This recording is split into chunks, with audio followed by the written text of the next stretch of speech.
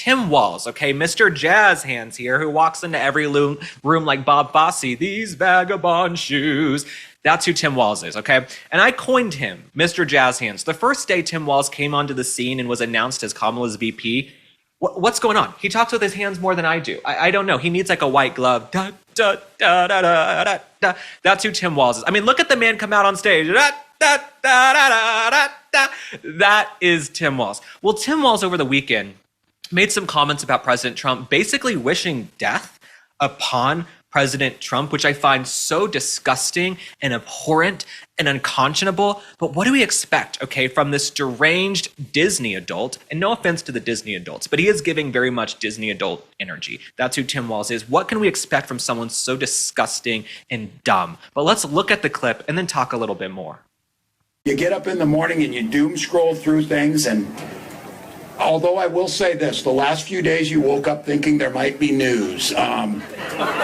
Just saying. There will be news sometime, just so you know, there will be news.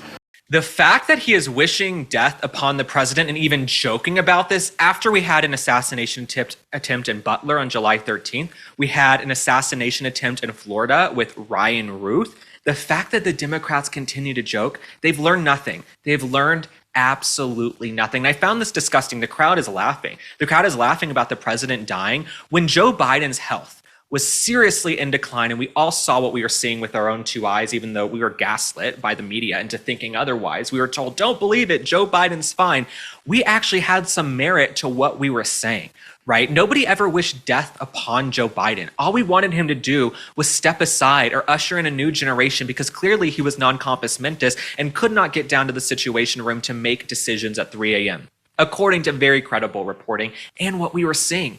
But these folks on the left, they're really wishing death upon the president. It's so disgusting, and it shows who they are in their core. It's really just Trump derangement syndrome at level 1000. And my thing with Joe Biden is these folks on the left, right, who want to make up lies and rumors about President Trump's health, even though he has superhuman energy. President Trump will go days without a break. He will go days with no sleep, working. His young staffers can barely keep up with him.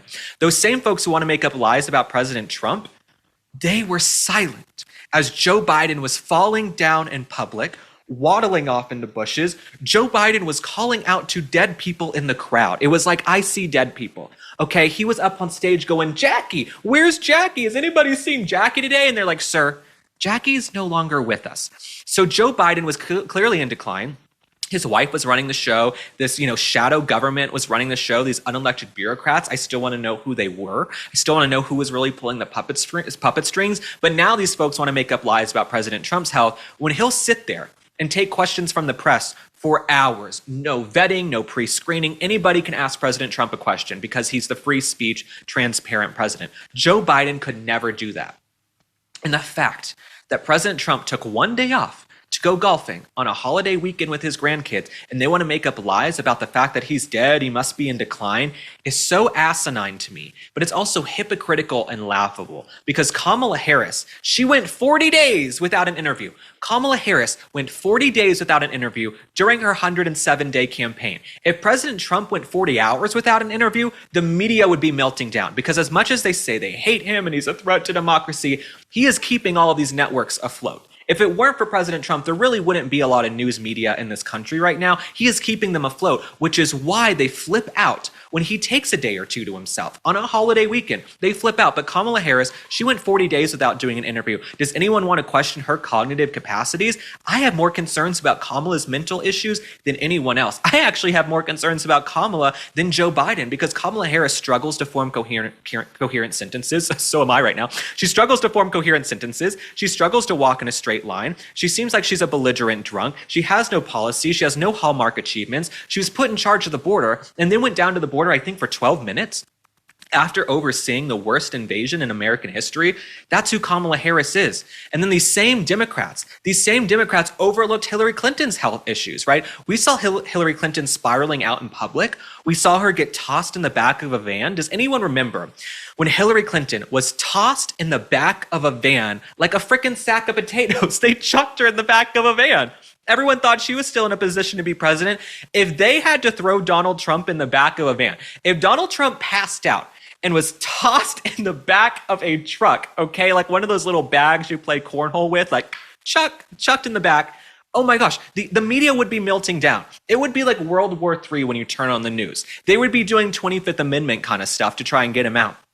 But Kamala Harris, Hillary Clinton, and Joe Biden, they get a pass. Hillary Clinton has major health issues. I have concerns about that. What about her concussions and her blood clots? No one wants to talk about that anymore. Okay, people really don't want to talk about this video of her being tossed in a van.